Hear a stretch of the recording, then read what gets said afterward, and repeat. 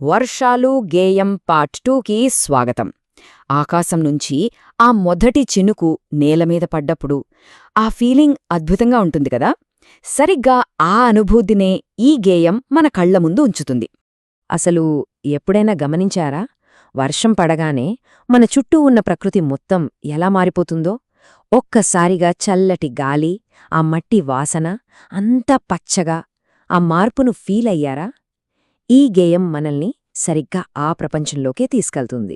సరే, మరి ఈ గేయంలోకి వెళ్దాం. ముందుగా వర్షం మన భూమిని ఎంత అందంగా మారుస్తోందో కవిగారు ఎలా చెప్పారో చూద్దాం.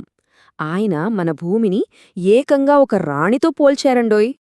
ఈ గేయంలోనే మొదటి లైన్సే ఎంత బావుంటాయో చూడండి.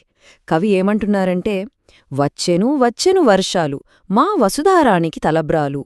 ఇక్కడ వసుధ అంటేంటి? భూమి.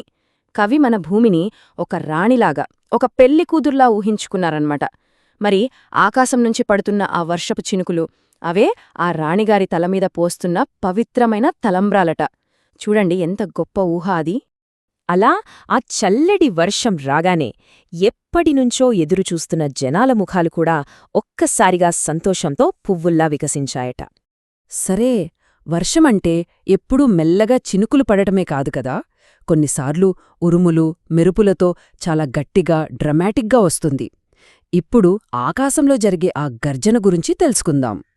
ఆ ఉరుము శబ్దాన్ని కవి ఎంత పవర్ఫుల్గా వర్ణించారో చూడండి.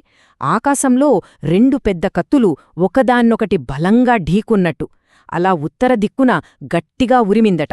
ఆ సౌండ్ని ఊహించుకోండి.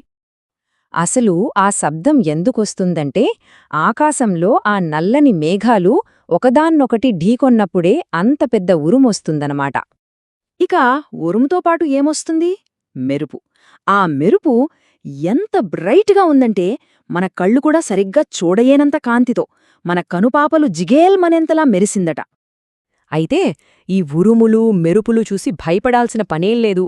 ఎందుకంటే ఈ వర్షమే మన పంట పొలాలకు ప్రాణం పోస్తోంది. చూడండి, ఈ పదం చాలా ముఖ్యం. ప్రాణాలు. అవును, ఈ వర్షం వల్లనే ఎండిపోతున్న పంటలకు మళ్లీ కొత్త ఊపిరొస్తుంది. ఎన్నో రోజులుగా పట్టి పీడిస్తున్న కరువును పోగొడుతుంది. అందుకే కదా రైతులకు ఈ వర్షమంటే ఒక వరంలాంటిది. ఈ నీళ్లుంటేనే వాళ్లు మనందరి కోసం తిండిని పండించగలుగుతారు. మనుషులే కాదు, వర్షం రాగానే ప్రకృతి మొత్తం పండగ చేసుకుంటుంది. జంతువులు, పక్షులు, నదులు ఇలా అన్నీ ఆనందంతో ఉప్పొంగిపోతాయన్మాట. ఇక్కడ కవిగారి ఊహ చూడండి ఎంత అద్భుతంగా ఉందో. వర్షపు నీటితో నిండిపోయిన వాగులు ఇలా ఉన్నాయట. వేగంగా దూసుకెళ్తున్న నల్ల తాచుపాముల్లా ఉన్నాయట. అలాగే చిన్న చిన్న ఏరులేమో తెల్లటి పాలధారల్లా ప్రవహిస్తున్నాయట. ఇక జంతువుల సంగతికొస్తే వాటి ఆనందం మామూలుగా ఉండదు. ఎద్దులు ఆ బురదలో తెగ గెంతులు వేస్తూ ఆడుకుంటున్నాయట. అసలు వర్షం అనగానే మనందరికీ ముందుగా గుర్తొచ్చేదేంటి? నెమలి. అది తన అందమైన పురి విప్పి ఎంతో గొప్పగా నాట్యం చేస్తూ వర్షానికి స్వాగతం పలుకుతుంది. సో, ఈ ప్రకృతి సంబరంలో మన అసలైన హీరో ఎవరు? రైతన్నా. మరి ఆ రైతు తన పొలంలో ఒక రాజులా ఎలా కనిపిస్తున్నాడో చూద్దాం. ఆ పడుతున్న వర్షంలో తాటికమ్మ గొడుగు పట్టుకుని రైతు తన పొలంలో ఎంత గర్వంగా ఒక రాజులా నిలబడ్డాడో చూడండి. ఇక్కడ కవి రైతుని రెండు గొప్ప విషయాలతో పోల్చారు. ఒకటి, తన పొలమనే సామ్రాజ్యానికి అతనే ఒక చక్రవర్తి అట. రెండోది, చేతిలో ములుగర పట్టుకున్న ఆ రైతు పశువులను కాపాడే పశుపతిలా, అంటే సాక్షాత్తు శివుడిలా కనిపిస్తున్నాడట. రైతుకి ఇంతకంటే గొప్ప గౌరవం ఏముంటుంది చెప్పండి?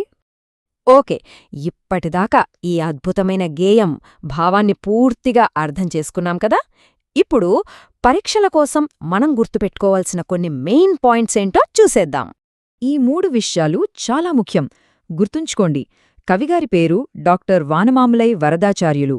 ఈ పాఠం ఏ ప్రక్రియకు చెందింది? గేయం, అంటే పాడుకోవడానికి వీలుగా ఉంటుందన్నమాట. ఇక దీన్ని మెయిన్ థీమేంటి?